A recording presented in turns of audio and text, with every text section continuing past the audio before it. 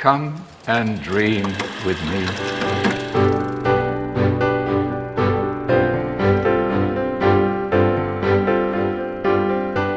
Hello, welcome to What Do You Want to Watch, the Explosion Network's premier media podcast. Every fortnight, we get together, talk about movies, TV, and online content, help you answer the question, if Babylon wins no awards, did it even come out? Fuck you. I'm your host, Ashley Hobley. Join me today, Dylan Blight. Piece of shit. Babylon's a great movie. Everyone should watch it. I'm going to buy it twice. I brought it VOD digitally. I'm going to buy the Blu-ray when it comes out. Show my support. All right. I watched all the behind-the-scenes features already. Maybe they'll make some of their money back. I got to help them somehow. They'll put a collection plate out. Today we'll be talking about the Academy Awards, what's in our watch history, a little bit of news, this week's top 3, and we'll be giving some thumbs to trailers. Let's kick things off with the big movie last week, Scream 6. Of course, following the Woodsboro survivors from Scream 5 as they move to New York City, but faced with a new Ghostface killer trying to kill them. Of course, we got a spoiler cast with Radio Watson's Buddy Watson over on the podcast feed. But Dylan, what are your non-spoilery thoughts of Scream 6?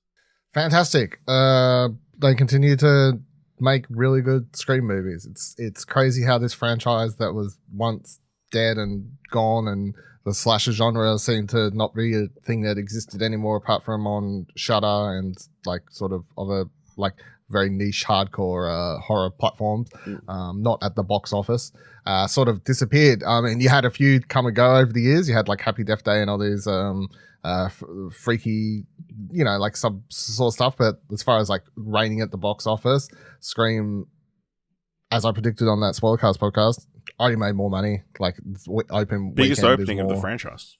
Yeah, so it's smashing it. Get ready for Scream 7 out next year, probably. It's really good. The thing I like most about it is the change of pace. I love that we move forward. I actually really like that Sydney's not in it. I'm as mean as that sounds for Neve Campbell. No, nothing against her. I'm just all for we're doing this whole legacy sequel thing, right? Where let's get the out with old. Use the new characters, bring in the new old characters, bring in new characters. The majority of the film focuses on the new characters. You get a lot more time with Jenna Ortega this time instead of sitting here in a hospital for the 80% of the movie.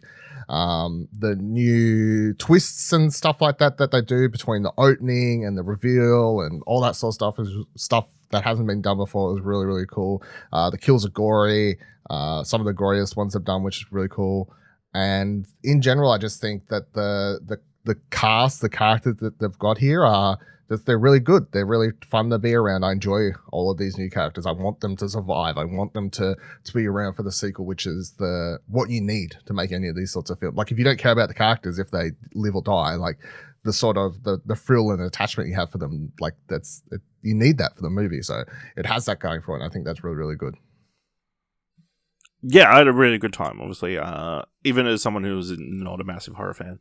Obviously, I think it was super enjoyable. I think a lot of tense sequences, and kind of the mythology of the Scream franchise continues to be built.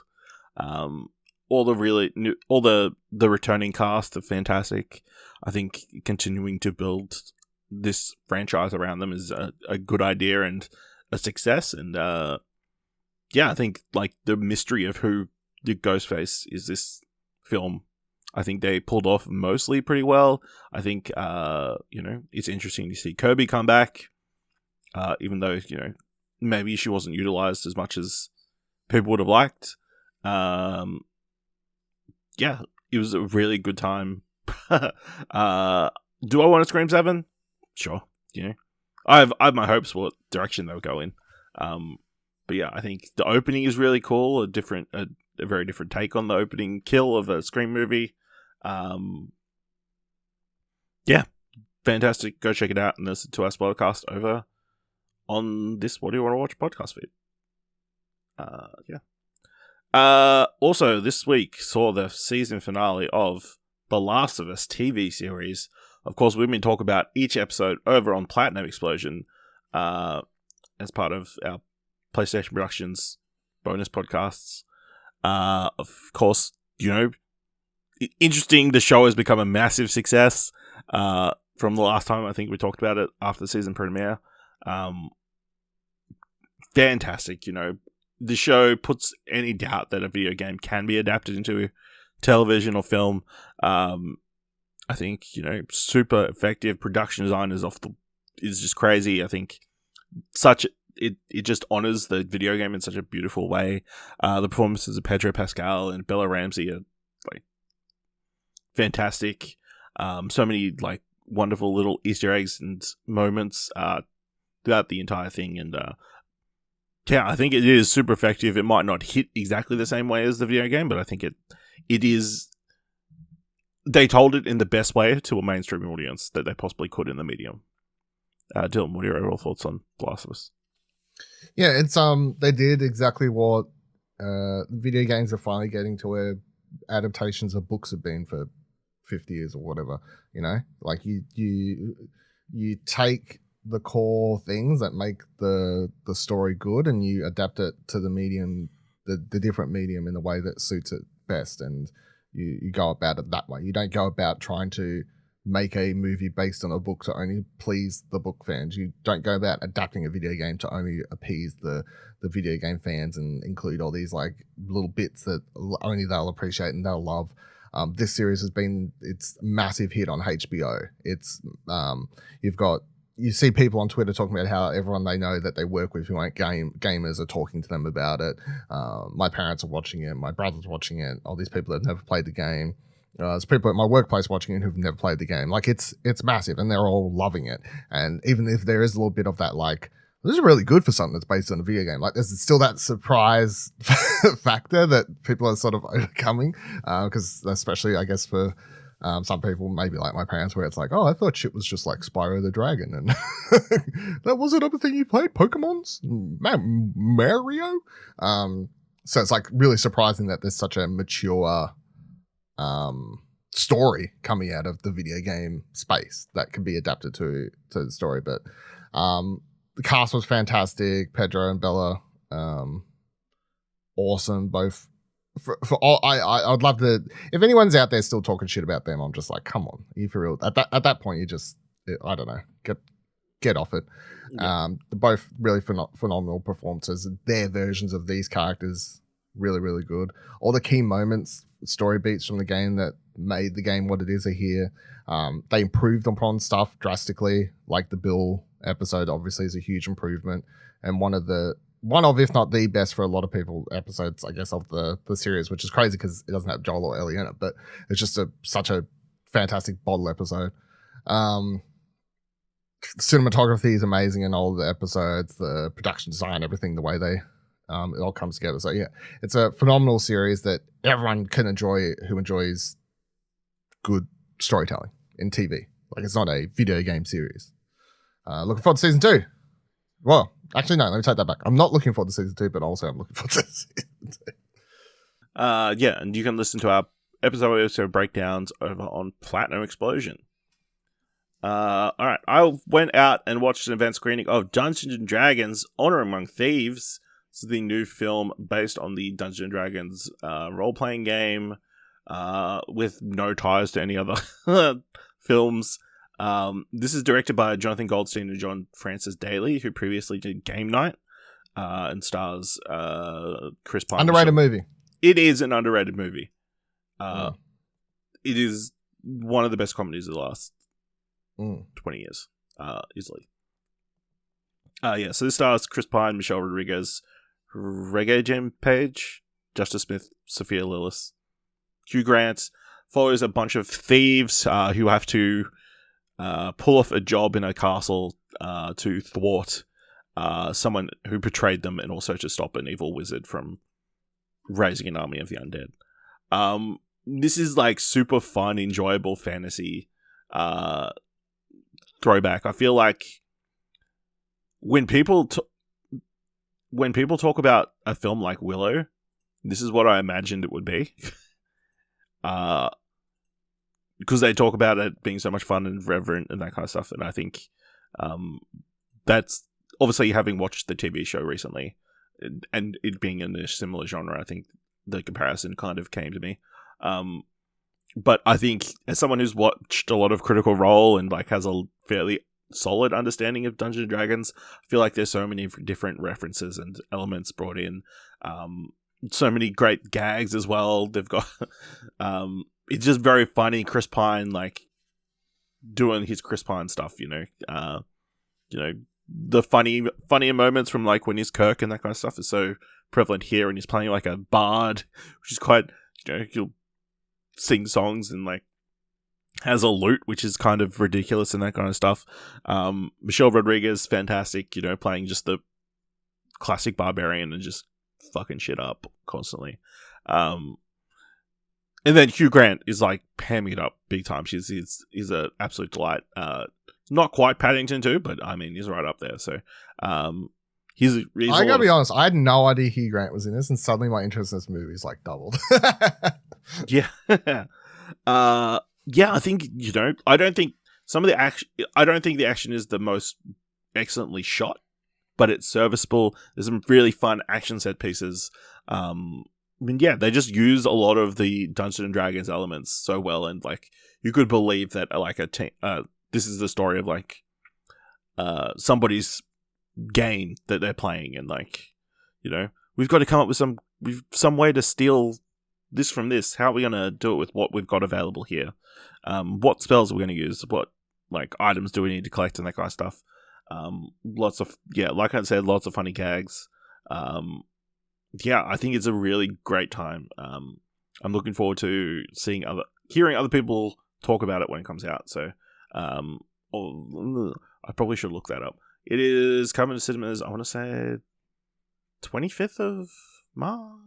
So I feel like I've seen the trailer a million times at cinemas, so it better be out soon. 30th of March. The trailer here in Australia. Just a really fun heist film, weirdly. That incorporates Dungeons and Dragons in such a really fantastic way. Didn't love it as much as Game Night, but I think, it's got a lot of that humor and that kind of stuff, so definitely worth checking out when it hits cinemas in a wide release. Dylan, you watched Missing while you were down in Melbourne. I did. So this is the movie.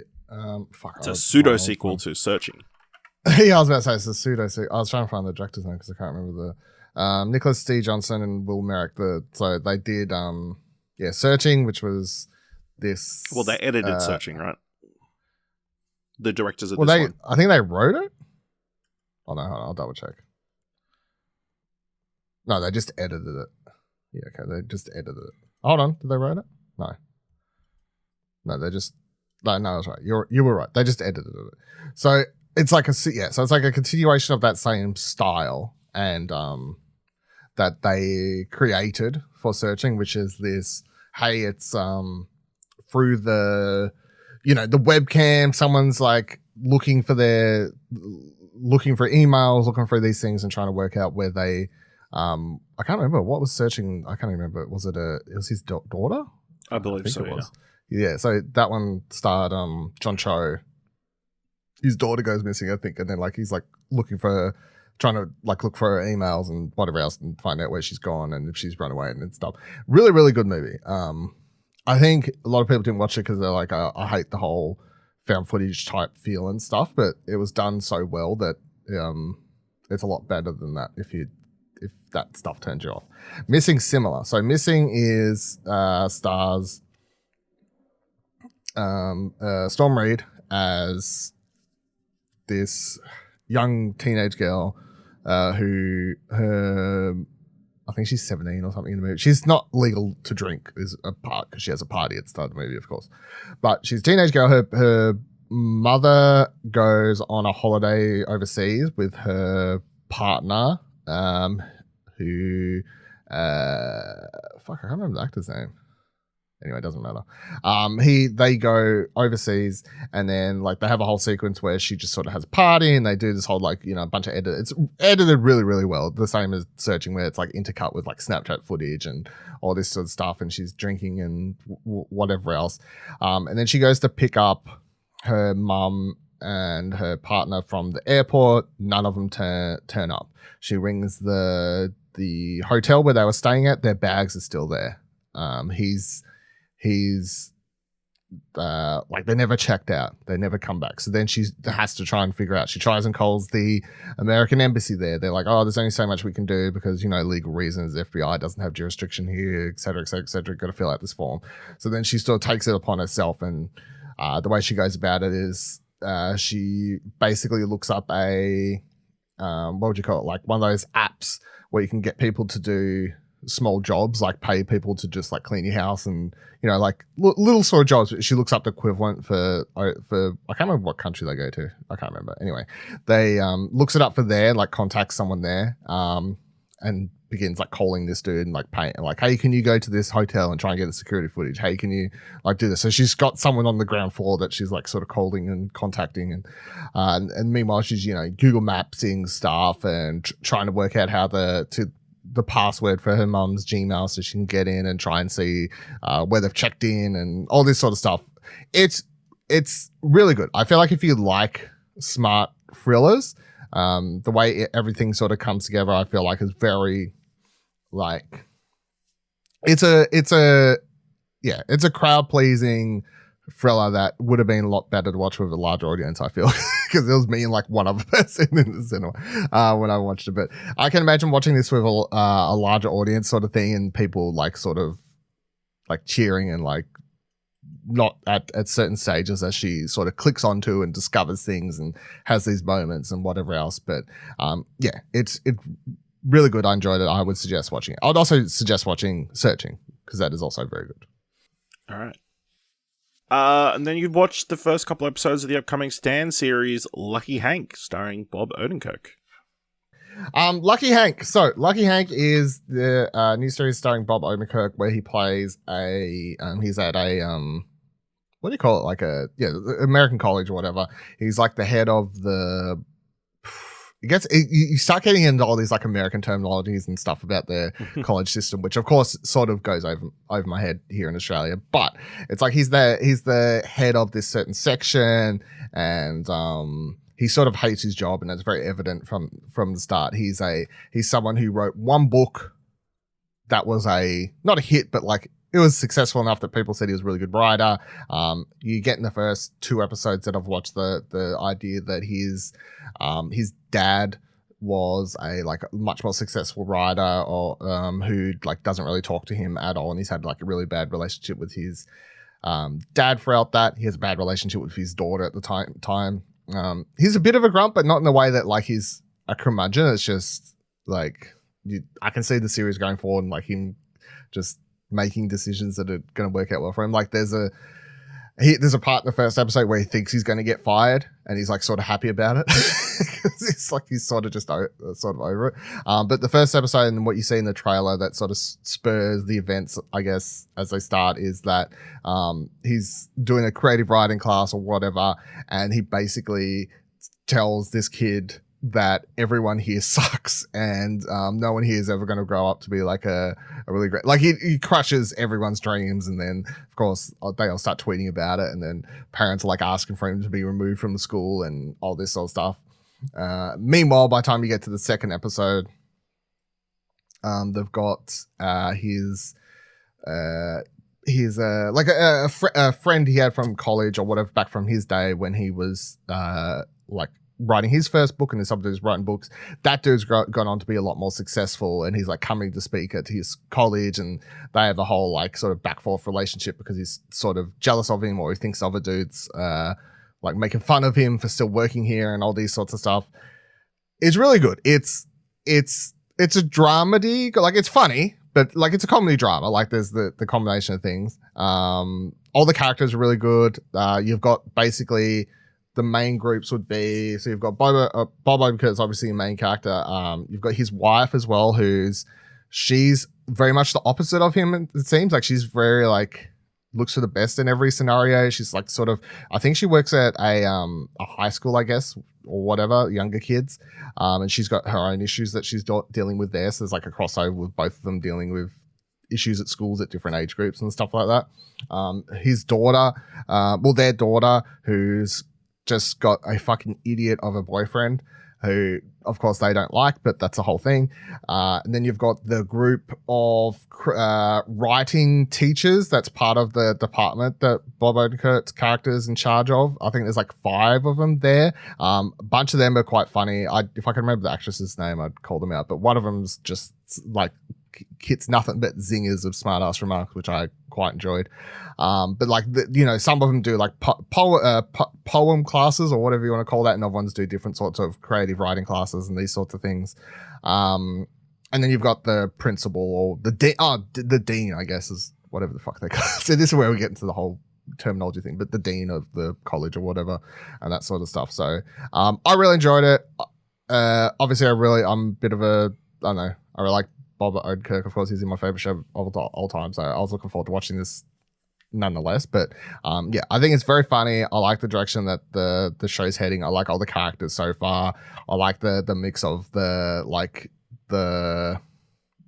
unsolved issues between both his family, being his dad that's being into that, then also causing issues between him and his like daughter, like, which isn't like a new story. Like, obviously that's done in a lot of shows, that sort of unsolved trauma affecting and stuff like that. Unsolved trauma between his years of not thinking he could have been a much more successful writer and all these sort of things, but then mixing that with the comedy of the show and is quite good. So yeah, I'm keen to watch more. I think you would like it as well if you want me to. I think you would enjoy it. Yeah. I'm being keen to check it out when it launches on Stan. That's a good question. I should probably check that as well. I think it's next week. Yeah, launching 20th of March on Stan. So yeah, I look forward to checking that out. Speaking of Stan, I've finished watching Poker Face, the series created by Ryan Johnson, starring Natasha Lyonne, where she plays Charlie Cale, a casino worker who is on the run after becoming entangled in a bunch of mysterious deaths. It's still definitely a case of the week show. Yeah, just the formula of it is so perfect. It's so like brilliantly refined each episode. Of course, each episode is kind of elevated by these fantastic guest stars like Joseph Gordon-Levitt or Ellen Barker or Tim Blake Nelson, Nick Nolte, Cherry Jones. Yeah, so many great guest stars throughout the season. Of course, Charlie has this innate ability to detect lies, and they find lots of different creative ways to utilize that throughout the season. Yeah, just a fantastic show. This season finale is a brilliant wrap-up to the season. Plays around with the formula of the show a little bit, but then kind of leaves on a note that clearly sets up a season 2, which I'm looking forward to, because, you know, it's a good time. Each episode is like its own fun little movie that you can enjoy, you know. I'm very keen to. Like, it's just because you're only like 2 episodes in, right? Yeah, because it's a fun show, and I keep I watched an episode the other day. I'm too depressed. No, like as in I was like, or I'm having too much fun. I don't want to. No, as in a fun show, as in I'm watching it just for enjoyment compared to I've got all this fucking like screening stuff like Lucky Hank sitting there, and I'm like, I should probably watch that instead. Oh, okay. That sort of thing. It's a choice, it's not unobligated choice. Unobligated, yeah. Yeah. Yeah, so, you know, it's fantastic, and especially fantastic throughout the entire season. The second episode I did watch the other day was fucking fantastic, though. There you go. It was a gas I need you to episode. get to the barbecue one, because you know, there's a hilarious joke in there that, you know, I know you'll very much appreciate. I'll get there. Eventually. Yeah. So there's that. Also watched The Kid Detective. So this is a, you know, a mystery film starring Adam Brody as one of those classic kid detectives who, like, you know, would solve like childhood mysteries, like who stole the lunch money from this kid or whatever. Those books. Nancy Drew. Yeah, Nancy Drew-esque character. The Dudley twins. No, wait, that's the wrestlers. Whatever they're called. Those twins or whatever. Yeah, so he grows up and is still trying to be a detective. But it's, you know, it's a formula we've kind of seen a few different iterations of recently. But yeah, I think Adam Brody is really enjoyable. I think the mystery that he's trying to solve of this Of course, classic thing, he has all these like very small crimes that he's trying to solve, and then somebody comes to him with a murder to try and solve. So, him using his like kid-like tactics, I guess, or it's more like small detective ideas to try and solve a murder is interesting. But he's also like haunted by his former secretary got kidnapped as he was a kid, and that kind of was the pivoting point of his whole life. Like, this one mystery. That is this a TV series or no? This is a film. Yeah, okay. So, I thought it was really enjoyable. It's like a 90-minute like thing. Adam Brody, I think, very good, and lots of the mystery is enjoyable, and it has a satisfying payoff in the end. So, all right, that's everything in our watch history. But now we need to talk about the big film event this week, the 95th Academy Awards. Dylan, did you watch the ceremony? No, I've only watched the highlights. I'm on time. All right. Overall, I think the ceremony was pretty solid. I assume you would have issues with it because it hit your number one. It didn't take your number one request in it on board of last week of like not mentioning the events of last year's Academy Awards at all. Featured very prominently throughout Jimmy Kimmel's monologue. I watched that. I'll tell you right now, that monologue sucked. I mean, it was a Jimmy Kimmel monologue, Yep. I think it definitely, there was an element of it being very safe, like, for the most part. Like, lots of, like, similar, award show jokes that we've seen before. Oh, the show's running overtime. Let's pick things up, Lots of jokes about not wanting to waste time, but then, wasting time by telling the jokes about not wasting time. But yeah, obviously, a night that saw, Everything Everywhere All at Once crowned as Best Picture with a bunch of different wins. Lots of beautiful speeches. Seeing the Daniels on stage, crazy. They won 3 awards last night amongst themselves. Very satisfying end to the season. What did you think of the Academy Awards this year, Dylan? I didn't like from what I saw, I thought the show was pretty average, as a show. The award winners were mostly, like, I have no complaints about the majority of them. My main hang-up's going to be the supporting actress, which we can get to in a minute if you want, but that'd be my main sort of problem. But yeah, the show itself is just, it was driving up the wall from all. I watched like half an hour on my lunch break, and then I watched some clips like while I was at work at different points and come off. At one point, I open it and I see fucking Jimmy Kimmel just like harassing Malala. So yeah, I mean, I must admit that it's very funny. Him asking her if she thinks Harry Styles spit on Chris Pine. Or Chris Pine spit on Harry Styles, yeah. The most ridiculous question possible. That woman did not get, she got shot in the face? Yeah. Right? She's for world peace. She's an icon for women's rights around the world and countries where they're still stoned to death. But did Harry Styles spit on Chris Pine? No, it was fucking cringy. I mean, it was cringy, like that whole segment. I mean, I hated it. I mean, it wasn't timed out perfectly because obviously they had to redo the stage so they could have Rihanna perform. I'm not going to say I hate everything that, like, it's not like I hate fun bits. Elizabeth Banks up there with Cocaine Bear. Funny. Yeah. That was probably the most memorable presenting spot of the night. Having Cocaine Bear then come down and continue to annoy. The joke, yeah. Fucking, yeah.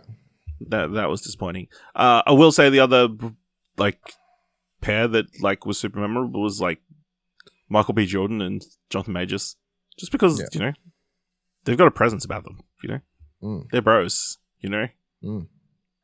Of course, they're coming off this hit movie that's out in theaters at the moment, so that helps as well. I also love the running theme of throughout. I don't know if you would have picked this up, but they had like a running theme of like the history of filmmaking. Like obviously with that segment, they like brought out like an old school movie camera and showed like talked about how they used to do cinematography back in the old days, and like when they were doing the film editing, they would have in the background someone like film like cutting actual film, whereas opposed to somebody like sitting in front of a bunch of monitors editing now. So I thought that was like a nice touch.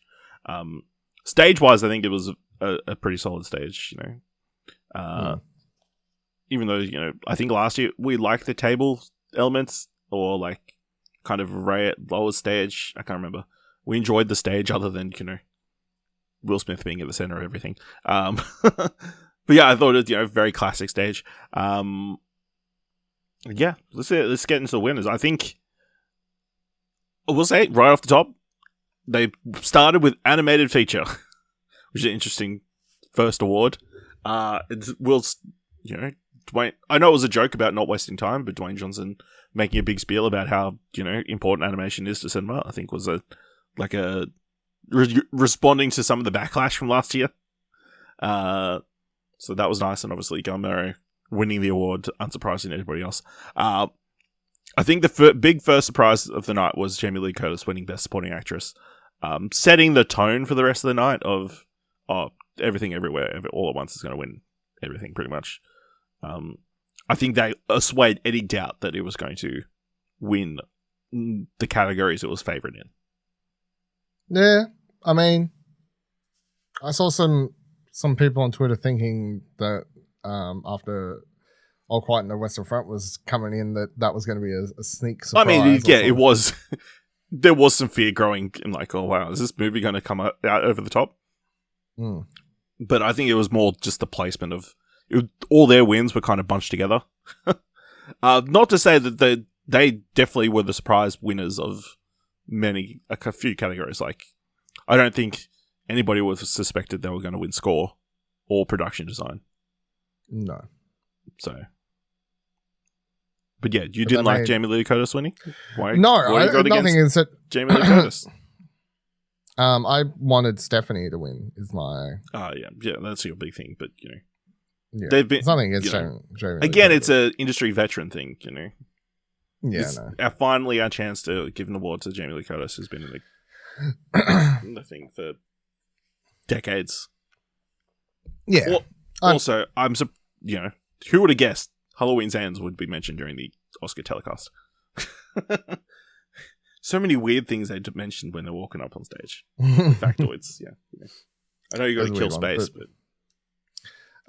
yeah, I mean, like it's nothing. Like I like Jamie Lee Curtis, nothing against her, and she's been like she's a very vocal supporter for the movie and like everyone in it outside of herself. So, do you think that's what it was? Like because she's kind of weirdly become the face of that movie? No, I don't know. It's weird because she's won at other places too. So yeah. She gives a great performance as well. Like, but it's not. Yeah, it's not like her performance is bad. It's not as showy as like Stephanie's is. I don't think Stephanie's even like Stephanie's is like no. Hold on. Jamie Lee Curtis is fucking showy. Yeah, I guess. Yeah.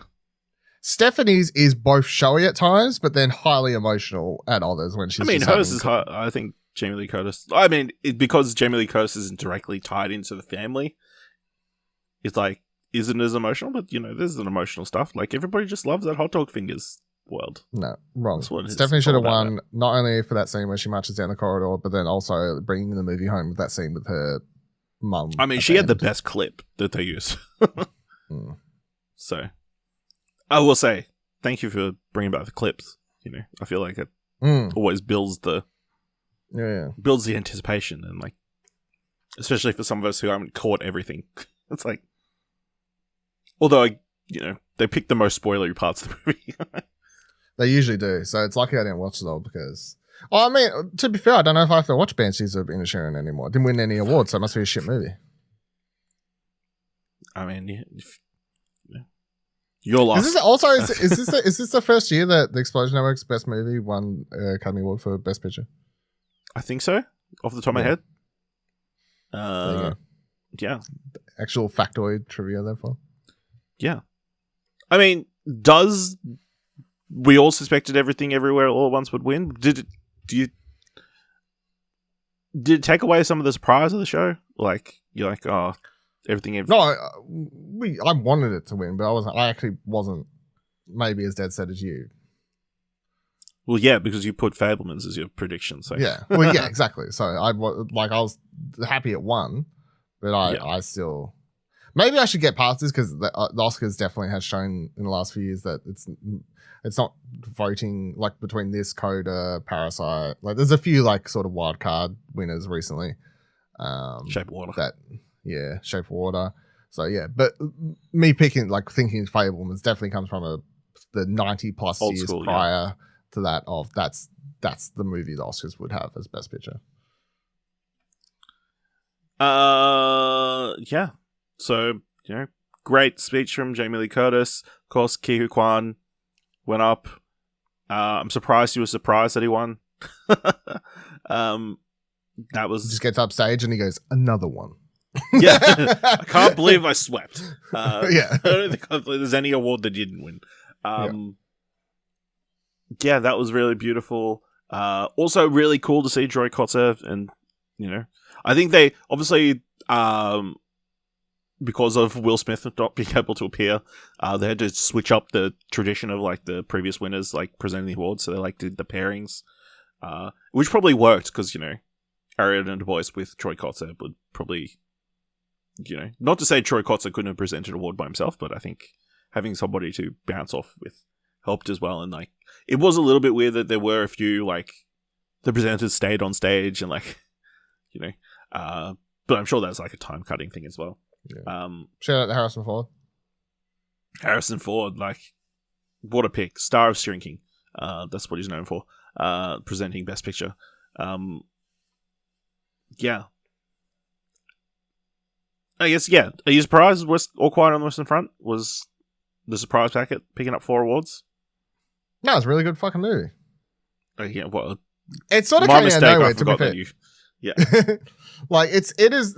I know I think I said this on the episode we called with the predictions and stuff, but it's just weird to me as someone who like watched it, and then it was only I swear in the last couple months everyone's like, man, this movie pretty fucking good, eh? It seems to have very much been this year's most unwatched, or like the movie that was nominated that most people were watching and going, oh, that's cool. Like this Best Picture nominee is actually good. Hey, like everyone, all the other movies I feel like most people had watched or like had heard about or whatever, All Quiet just seemed to be the one that maybe because it just randomly appeared on Netflix and it was like, it's another war movie.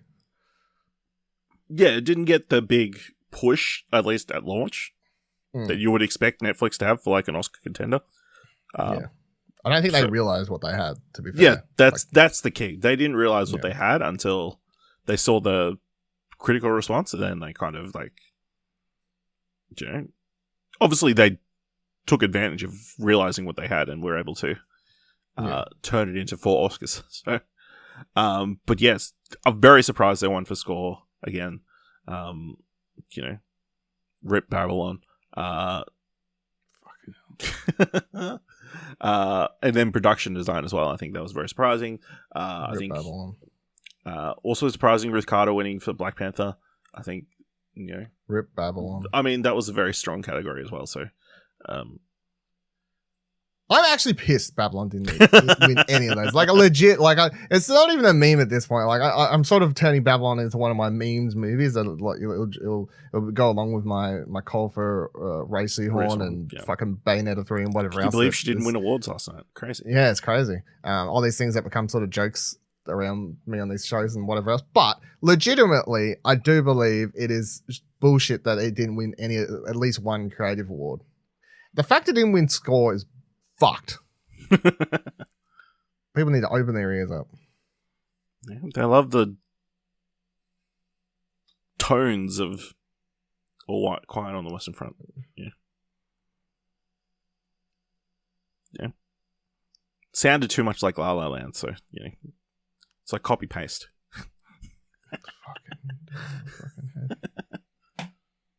I'm watching behind the scenes feature, right? They're talking about how in the costumes, fun fact, right, for Babylon, that they they would old mate would still wear sock suspenders even though you couldn't see them in the movie because the costume designers put so much effort into making all the costumes authentic. Mm. That's an Oscar-winning decision. Apparently not. You know, real Oscar winners, know that you don't need to do that. They had a real snake on set for the snake scene. But I don't think there's any animal handling Oscars. So. Maybe there should be. Maybe there should be. Right? I mean, there should be a stunts category at the very least, but There should be a stunts category, yes. Yeah. Neville Nee won for best documentary. Yeah, Very good. surprising. Surprising. I mean, very good documentary for that one. It is a scene. very good documentary. Again, maybe it's a time and place element as well. Like, obviously, Fuck Russia. Fuck Russia still.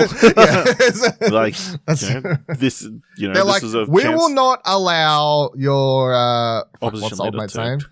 Yeah, what's his fuck? I mental blank his name. We'll not allow old mate to come do a speech on here, and Javinsky. Levinsky. I can't remember his first name. Last name. Yeah. We weren't allowed to do that, but we'll give the award to Neverland.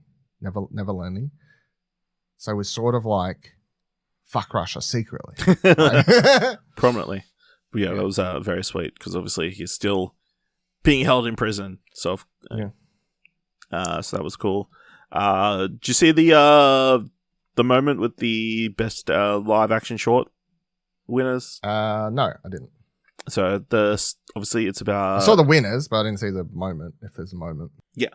So yeah, they got the Academy to sing "Happy Birthday" to the lead actor who's got Down syndrome. So that was a very because it was his birthday, and everybody joined in. I thought it'd be cringe. Did they get the rights for that, or? I think that's currently in the public domain now. Holy That's the shit! thing. That happened in the No one last told few, me. Okay, several years. Yeah. missed that memo. So that was very sweet. What are the key moments? Did you see the musical performances? Some of them. Rihanna, Lady Gaga. Poor Lady Gaga was fantastic, even though very stripped down and toned down. Like, didn't start off like this massive ballad, but slowly built into it. Very good. Out of the performances, I think she's probably top. Seeing, actually hearing that applause song from the Diane Warren movie that nobody watched, I feel like they messed up. They should have had the Turning Red song in there, the boy band song. That would have been a cool performance. And then you've got Natu Natu, which obviously won the award. Yeah. But they got a bunch of white people on stage doing the dance. Yep. Which I haven't seen the movie, and I know it's at a British wedding, but I feel like this is a missed opportunity. Let's look it up now. Let's solve this once and for all. Natu scene. I'm sure someone's ripped it and put it on YouTube. No, there's white people here. It's fine. Yeah, it seems like there's a lot of white people in this. So, I don't know. It's also some people upset, because it was an opportunity to showcase Southeast Asian performers, but then it's a bunch of white people. Yeah, I mean, I would agree with that still. So yeah, the scene does have white people in it, but I would agree that even then it's maybe just for the sake of the show to showcase and give people an opportunity to showcase that whatever that style of dancing is, whatever, you know what I mean? All right. Yeah, that's all I can think about. Any other takeaways from the Academy Awards? Oh, the whale. Nah. Obviously, Brendan Fraser winning. Fraser, I think really sweet moments. Just obviously Brendan Fraser, really enjoyable. The makeup win, interesting, because as they're going up on stage, you're like, oh, this is the first film in which they did the makeup digitally, so he didn't have to have stuff on his face to give his performance correctly. And my mind is going, that sounds like it should be awarded for visual effects, not for makeup. Yes. So that was a weird one, but yeah, seeing the internet really not liking that movie, and yet somehow it was winning. Yeah, I still haven't someone watched who it. hasn't watched Obviously. it, yeah. Yeah, neither of us have watched it, but it's interesting that we went through such a long period of. It was running high. At least I didn't see anyone shit talk it on Twitter, and then now that more people have started watching it, some people aren't loving it. So, yeah, that was interesting. Of course, Michelle Yeoh giving a fantastic speech is the winner. The best actress. The whole Andrea Riseborough thing seems kind of like a moot point, really. Like, it was so unincidental. She's like on screen for like 20 seconds as they show a clip for To Leslie, but I'm sure that proved to be a very financially good move for that film. And yeah, just the Daniels going up on stage, fantastic. Sarah Polley gave a great speech for winning for Women Talking, which was well deserved. Yeah, and calling out the Academy for not rewarding or nominating more women in the different categories. But yeah, I thought, good ceremony overall. Uneventful, I think it was a very average from what I saw. I mean, it did end with the classic joke of how many Oscars without incident won now. So, yeah. Which I think it might be callbacks to the year when Kimmel did it after the La La Land one, which would be kind of amusing. Yeah, so Jimmy Kimmel not only fucks over La La Land, but then he fucks over Babylon. What's this motherfucker got against Damien Chazelle? I don't think he had anything to do with that. I think he does. I think that's a conspiracy theory now that you've mentioned that. Okay. Who's the connecting fabric? Jimmy Kimmel. What about the actual Academy itself? No.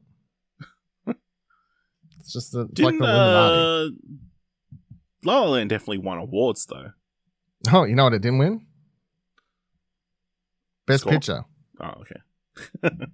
Jimmy Kimmel's like, oh, I'm going to fuck with him, make him read out the wrong one, just to fuck with that movie, to make Damien think that he's won something, and he hasn't. And then when he comes back this year, he's like, I'm going to make sure that they don't win any awards. Yeah. Fuck Also, you, Chazelle. as usual, people were upset that certain people were left off the in memoriam section. Yeah, that was a bit weird. There was that actress that died From recently Triangle from Sadness. Yeah, that's the one I've seen called out the most, which is very weird considering that was a nominated movie. Yeah. I I understand that you can't put every actor and actress in the industry in memoriam, but having someone who has been called out as one of the best performances of last year in an Oscar nominated film left off is odd. Yeah. I would definitely be interested to see how they pick who's in that in memoriam segment. Like how they break it down and figure it out. Yeah, because a few people upset about certain people being left out, but it's like the songs are only so long. You can't do like a 10-20 minute segment. Also, they had this weird thing throughout the entire ceremony where they would like, when they jump to the ad break, they're like, scan this TV with the QR code so you can check out internet interviews with all the nominees. Yeah, that was weird. So, Dylan, it's very important, of course, the results of the predictions, the Oscar predictions. Did you just suddenly remember this? Yeah. Here's the results. Babylon should have won, and the rest of the categories are fucked. So, Dylan, third place. Yeah. 10 out of the 23 categories. Top three. Top three, It's got, I mean, you dropped down because, last year you were top two, so, I mean. Yeah. All right. Fair. Yeah. And then, Buddy, who famously drew with me a previous predictions episode, 11 out of 23. Trailing me with 14 out of 23. Buddy, if you're listening, if you come for the king, you better not miss. It's the motherfucking Eagle Double G. Snoop Dogg. You know I'm mobbing with the D.R.E. Yeah. So that's the Academy Awards. Only other piece of news that I wanted to kind of touch on, because obviously it's a massive success. Creed already broke ground for Amazon with the latest installment in the MGM movie franchise, Creed 3, racking up $100 million plus global opening, setting a box office record for the tech giant. Now, Creed could spawn an Amazon universe spanning both film and TV. There have been meetings with franchise star and filmmaker Michael B. Jordan about various Creed-related projects for the past year. The plans for the scope of the universe have gotten bolder in the wake of Creed 3's big debut. Details are sketchy because some of the conversations are still in exploratory stages, but we hear that an animated series connected to the Rocky IP is in the works, and there are ideas for a companion live-action series. Also percolating is the potential project centering on Adonis Creed's daughter Amara, who was played by deaf actress Mila Davis Kent in Creed 3, making her film acting debut.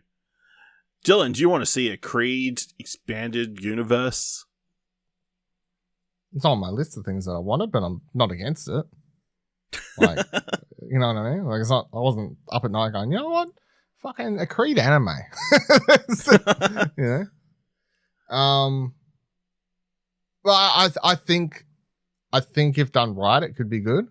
I think if you have the potential to tell these more short. You can tell these like more action-packed sort of stories and more of a fun vibe. You can set up sort of more larger-than-life villains introduced into the Creed verse. Probably set them between the second and third movie if you was to pick a time period that would make sense. I feel like that would be a good place to make that show. Yeah. What was her name? Amara? Yes. Yeah. That obviously.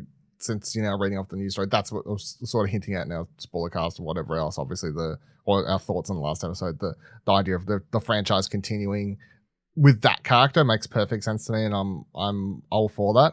I think having the franchise continue even with Michael B. Jordan in it, but he's got a limited role. He's a writer, director. His character's still in it, but as just the father figure. But with like the idea of that's such a just different direction for the franchise with someone getting into that in itself really is like some Daredevil shit without sounding weird. Like it's like, imagine like, really like she becomes this kick-ass boxer. So now it's a female lead, person of color female lead with who's deaf. Yeah. Like that's like, how do you do that? How do you do that? That in itself is super interesting, but also just takes the franchise in a whole new direction, I feel like. And you take the franchise in the direction of women's side of the sport. And that introduces all these different stories and stuff you could do around like what's it like to be a female in the boxing world compared to the very macho-tistic male-centric side that we've had. Not $1 Million Baby. Yeah, not $1 Million Baby. So I feel that I'm totally down for. I think like that makes total sense to me, and it is cool. The animated show with the anime influence didn't need it. I could see it working. Yeah, but yeah, I would set it between 2 and 3, and just introduce a bunch of random villains and like fights that he had, and because it doesn't matter. You can fit. There's enough gap there. You can do whatever you want. Like. Yeah, absolutely. I think it makes sense. Also, I feel like an animated show would work more for Michael B. Jordan because he doesn't need to work out and try and be Creed. Exactly. So that probably helps. I guess it really depends if they wanted to do if they want to make a Creed 4, which I suspect they probably do want to. But then you could set it after Creed 3 and like. I don't think so. I don't think his character keeps. Like, his character's meant to be retired, right? Yeah, but, he comes out of retirement for Creed 3 for a certain... then you open up for the redemption story of, I don't think he needs a redemption story. Yeah. That's what I would say between 2 and 3. I mean, that makes the most sense because, you could see the actual rise of him to become one of the greatest boxers of all time. Which you just get kind of told throughout this that he was. Yeah, and you can just invent like more wild characters that would fit more. And then you could also look more at Bianca's story as well. Like music stuff. Yeah. I think, there's lots of different possibilities to explore there. I think the Amara idea is they definitely can't hint heavily at it towards the end of the film. And and that would be a very interesting direction to go. Especially, I don't think it would be a film. I think as a TV series, it would work very well. Yeah.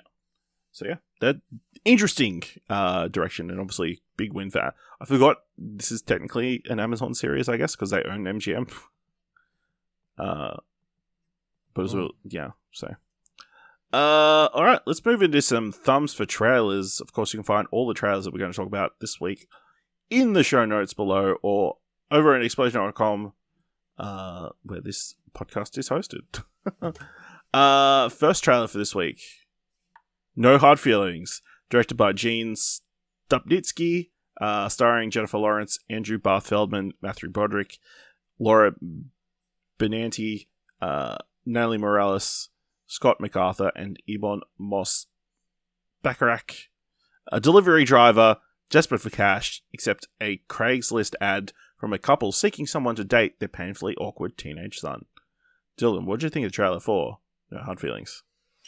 I'm going one up, one down. I feel like there's some in this that seems fun. Jennifer Lawrence doing sort of the physical comedy aspect of her getting punched in the throat is quite amusing to me. But there's also just the weirdness of like her trying to just fuck this 19-year-old because the parents are like, this kid's like just in his shell. He's just a bit of a nerd, so he needs to be fucked by a hot chick to get out. Like there's an element of like weirdness around that as a like that being the story. Hopefully there's more to it than that, and that's not actually the real the guys. And they hinted that obviously there's a part in there where she's like, he's just such a sweet guy and all that. I don't know, like, so I feel like obviously that's not but it's just the way the trailer comes across is just like sort of like fucking nerd, like get fucked by a hot chick and all your life problems are solved and, and you'll be fine. Yeah, so I'll go one up, one down, simply because I feel like it could be fun to watch Lawrence in that role, because that part at the end did make me laugh out loud. That was the only part of the trailer that I thought was quite funny. Just him like, fuck you, slam. I thought that was quite funny. So, yeah, what do you think? Yeah, I give it one up, one down as well. I think it's very rough at times. Of course, the premise kind of reminds me of the rom-com Failure to Launch with, I think it's McConaughey, Kate Hudson. Off the top of my head, like where he's he's a dude who hasn't got his life together or whatever, and she comes in and tries to get him to pull his shit together. Is it McConaughey? Because isn't that How to Lose a Guy in 10 Days? Hold on, I'm fucking Failure to Launch. It is McConaughey. Okay, maybe they paired up. Sarah Jessica Parker, Matthew McConaughey, Sarah Jessica Parker, and Zooey Deschanel. So it's Sarah Jessica Parker. Bradley Cooper's also apparently in it. Oh, interesting. And Kathy Bates.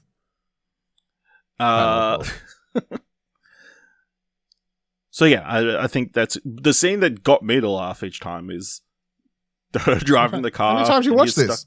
Huh? How many times you watch this? Like twice. Okay, you're like, the thing that made me laugh every time. I was like, how many times are you watching this trailer? The 2 times I watched it is her driving the car and the train's coming. And like, just look in her face of abject terror. It's quite amusing. So yeah.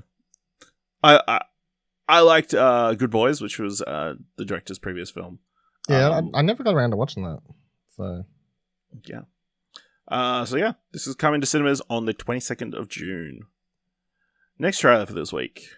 The Big Door Prize, developed by David West Reed, starring Chris O'Dowd, Gabrielle Dennis, Damon Gupton, Josh Segarra, Sammy Florelis, Juliet Amara, Ali Mackey, Crystal R. Fox, and Jim Muskimen.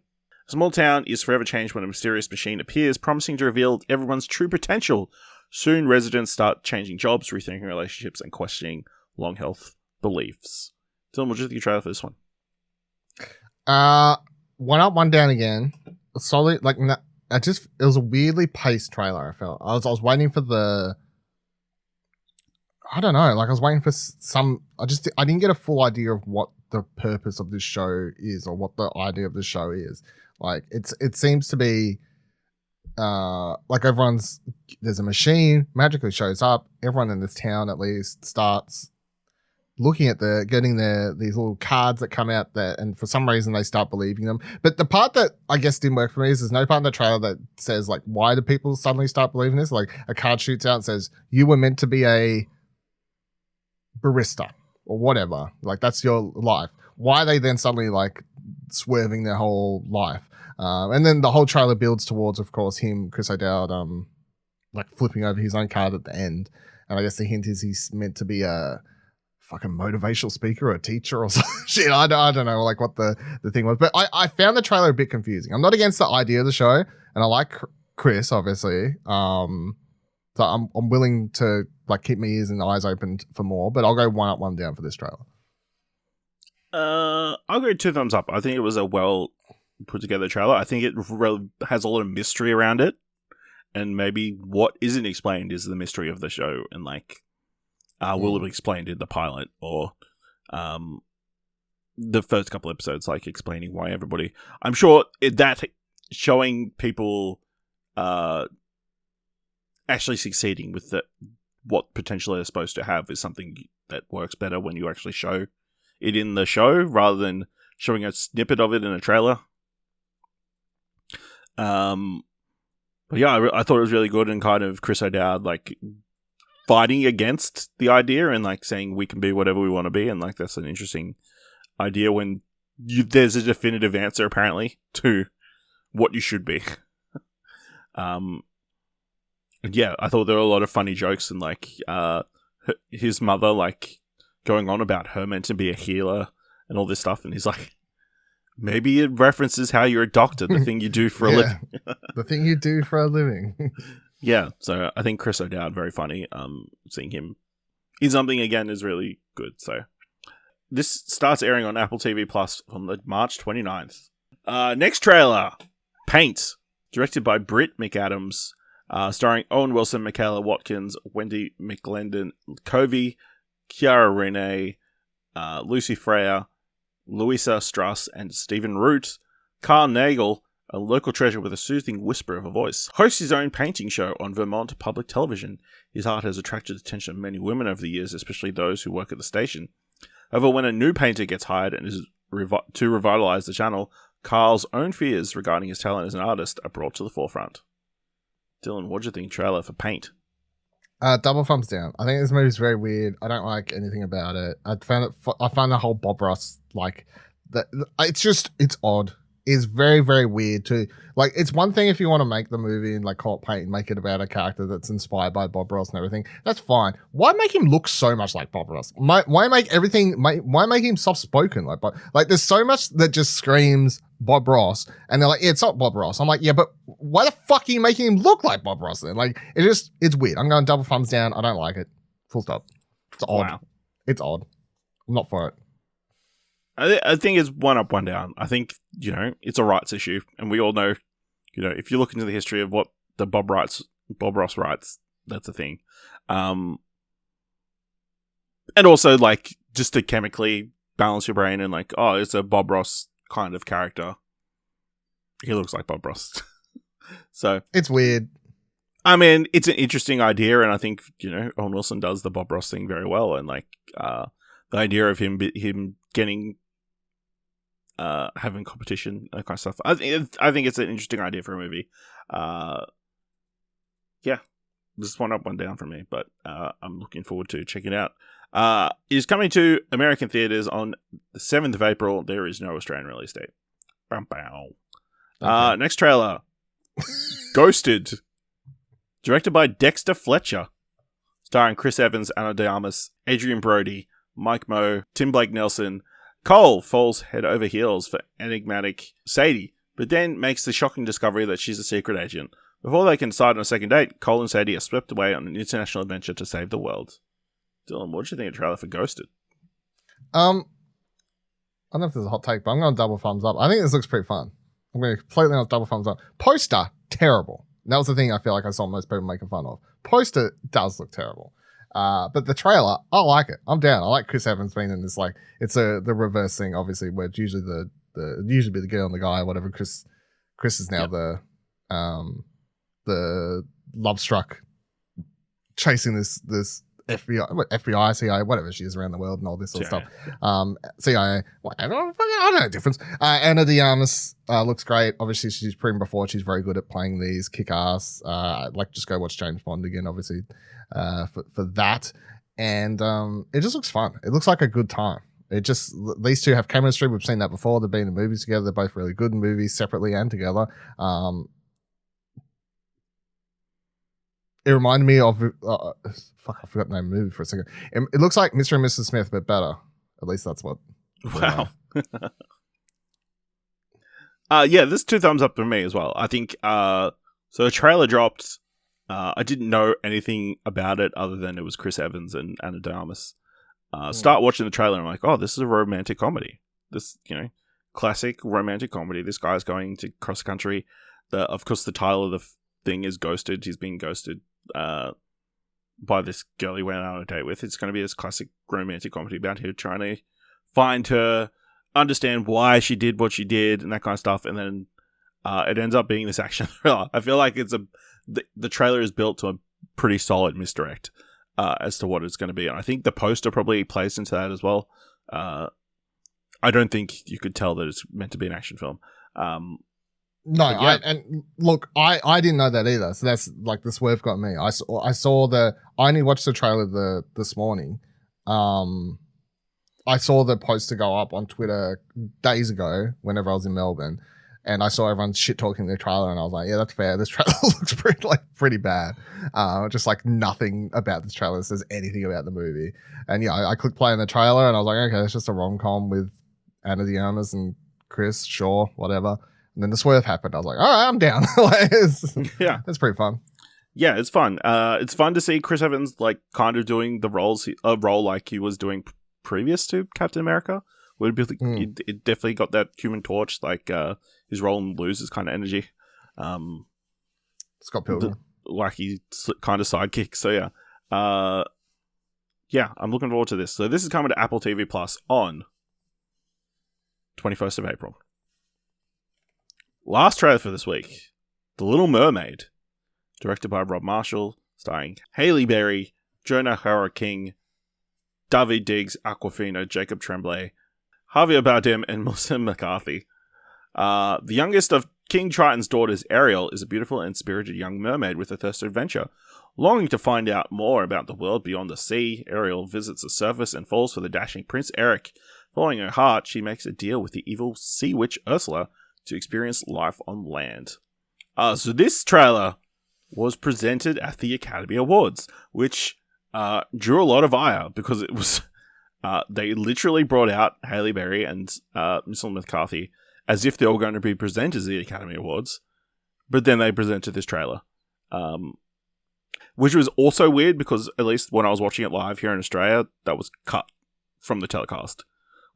There was the Disney 100 logo came up on the screen, but then it went to commercial. So whether it was a commercial, but it was part of it was a commercial that they used as part of the telecast in at least the US. Very interesting, but yeah, seen a lot of commentary about how that they shouldn't be doing it as part of the ceremony if they want to debut ads like this, trailers like this. But Dylan, what do you think of trailer for The Little Mermaid? One up, one down. One up, one down. Looks like another Disney live action, which are, hit and miss. Very, very hit and miss, I guess, depending. The thing that turned me off the most is the fucking crab CGI looks fucking weird. I don't know what's going on with that thing's eyes. At some stage they're always crawling on land. I'm like, what's going on there? But yeah, I mean, I like the majority of the cast. I think it looks fine. It still looks a little bit too dark for my taste. It's just, wow. I remember, it's just, you fuck off. I remember watching the animated movie, and obviously the water is very blue, and the Atlantis is this bright place, and at least in my mind, the movie is very bright and colorful, and Atlantis bright, colorful, all these sorts of things. The only part the part that's dark is when she heads on over to Ursula's lair. Her section of the underwater obviously gets a bit more dark, and it's that whole very simple storytelling thing of light good, darkness, bad guy sort of thing. I feel like that's just missing here because a lot of it looks the same, especially like trailer opens, dark night, ship crash. We go to the water, still dark. Like it just feels a little bit too. And I understand that's like, well, that's probably realistic because it would be dark in ocean. I'm like, yeah, but mermaids aren't real. Like, so like, have a little bit of artistic license with the way you're doing the movie. Yeah. So, Nope was set at night, and that you could see everything. Yeah. Yeah, exactly. So. Yeah, I agree. It's like one up, one down, like almost bordering on two thumbs down, I think. Yeah, just a lot of it just looks very uninteresting. I don't know, just them obviously trying to recreate the shot of her like on the rock above the water and like with the hair flick just didn't really work for me. I'm like, this is like a bit too desperate of an attempt. I don't know. Just rubbed me the wrong way.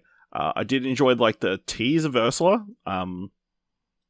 Yeah, I don't know. I feel like they focused on all the wrong stuff. the least interesting stuff, like the romance elements and like her wanting to be. I guess her wanting to be of the land is like an important element, but yeah.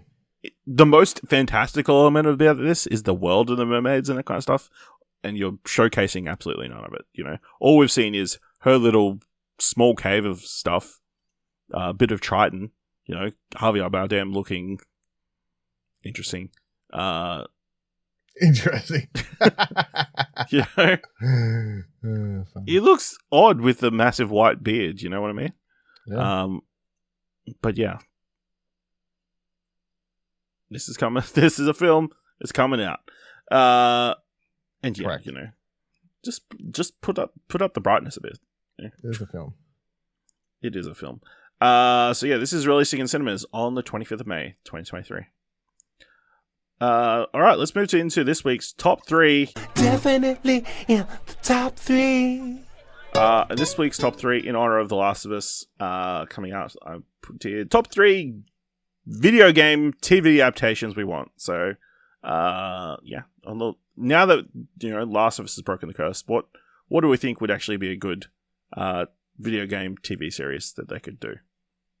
Yeah. So Dylan, what's your number 3? I didn't give much criteria here, and obviously there are a lot of video game TV series and movies actually in the works. So yeah. Number 3, I went with Sly Cooper, which was the thing that they were going to do at some stage and then they died, and I still want to happen. Absolutely not really inspired by Last of Us because this would be nothing like Last of Us and wouldn't be dark and serious and stuff and all that. I just think that obviously Sly Cooper game series I love a lot. I think it has a really interesting, lively world and all these characters and stuff. Netflix series, animation style, done well, and all that sort of stuff. I think it could be a great hit. I would still love to see that come together. So I'm going number 3, Sly Cooper. Right. My number 3, Hades.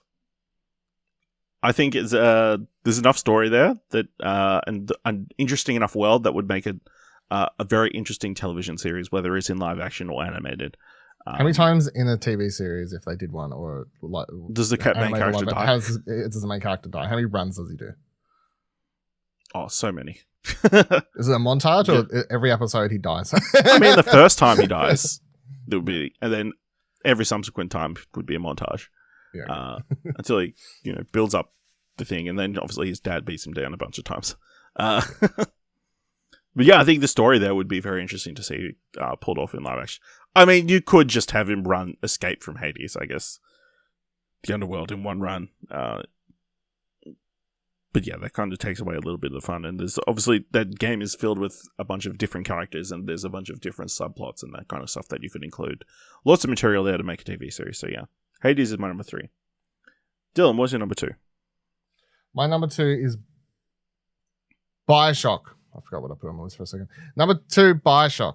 I would do BioShock as a TV series. I feel like, to be honest, most video games to be adapted well sort of just are going to fall in the line of TV series simply because there's just so much material there.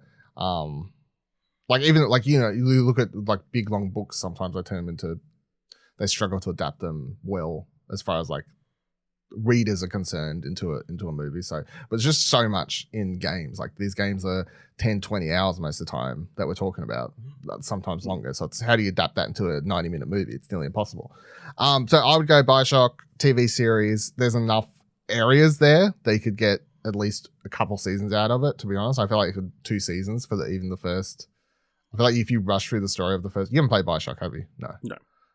So I feel like if you rush through BioShock, you would lose a lot of the nuance, side characters, side stories, and all these sorts of things that you could do. In my mind, it would be a perfect 2 series. Would be cool. I mean, maybe you could stretch it out to 3, I guess, but 2 would be, at least in my mind, like an 8 to 10 episode 2 series would be perfect. You have the character come down. Of course, the first episode you could start prior, because the game starts on a plane. The plane crashes. They find their way down to Rapture is how it starts. I feel like if you was to do the show, I would actually start the episode with the character, why they were on that boat. You know, you start them before the plane. You do the whole plane, you do the plane crash sequence, they go down the Rapture. But even then, once you get down the Rapture, it's the discovery. There's all these different areas. You've got the rich area, you've got like sort of the slumsy area, you've got the like these casino areas and all these sorts of things. Then you've got the big daddies wandering around and the whole like the scare factor behind them.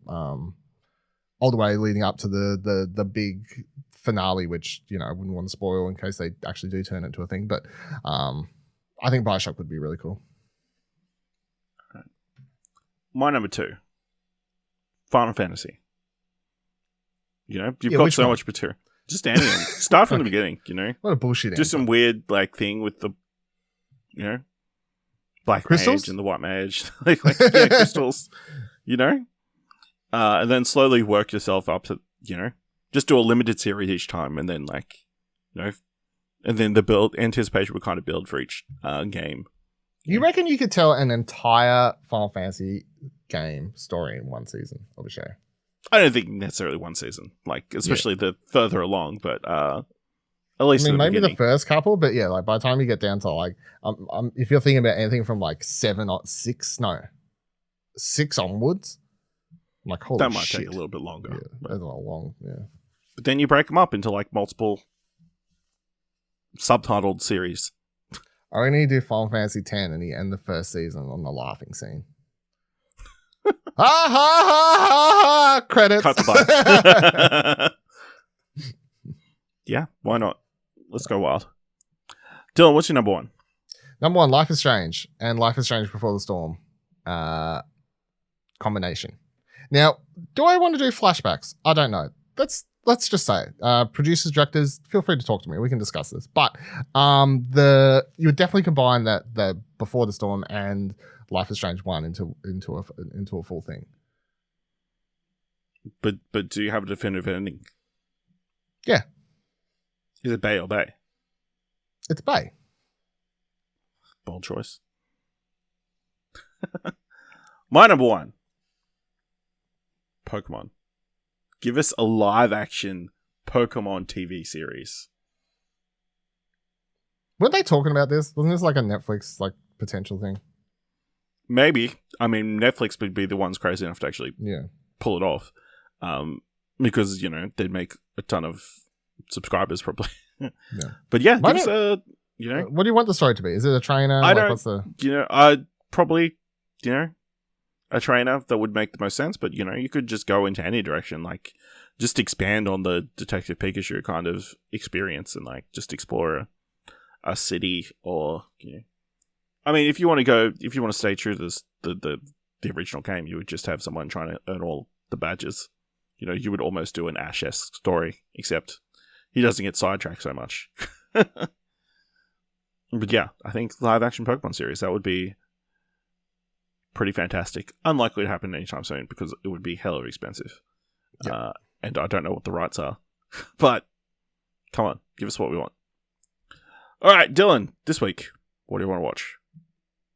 All right. I'll give 2 answers because there's so I'll go. What I want to watch this week is Boston Stranglers Out, that movie. I'm looking forward to watching that, the Keira Knightley one. I like a good news thriller, whatever that category is. And then let's go Ted Lasso as a TV series. Good choices. Good choices. Yeah. I'll stick on your train of one of each. I'm looking forward to. I want to watch Shazam. Power of the Gods. If you're listening at this at time To be of fair, release, I was about to say, let's be open and honest. You're watching Shazam. I am, but I want to watch it. Yeah. And then shout out on Apple TV Plus. They've got a new series called Monster Factory, which is around a wrestling school. Yeah, I want to watch this too. So, yeah, it's on Apple TV Plus. It's probably going to be good. This was interesting, and obviously, as the wrestling fans, that'd be good. I'm guessing you're not going to be able to see Pearl. I have no fucking clue if Pearl's going to come out. Look. I gave answers. I'm trying to give answers to this segment, a segment I forget exists every week. But I'm trying to give answers in this segment of stuff that I know I can watch. Can I watch Ted Lasso? Yes. Can I watch The Boston Strangler? Yes. Cool. I look forward to that. Am I looking forward to Shazam? Not really. So I didn't say it. Ooh. Let us know what you want to watch this week. Let us know your top 3 video game TV adaptations you want, or any thoughts on anything that we talked about in this episode by going to explosion.com/Twitter, or jump into our Discord at explosion.com/Discord. If you want to help us out here at What Do You Want to Watch, leave us a review on Apple Podcasts or on Podchaser. Leave us 5 stars. Anyone can leave 5 stars, or just tell people about the show. And if you like this episode, thought it was worth $1, head on to the Cove page at explosion.com/supports. Thank you very much for listening. Until next time, keep watching stuff, I guess.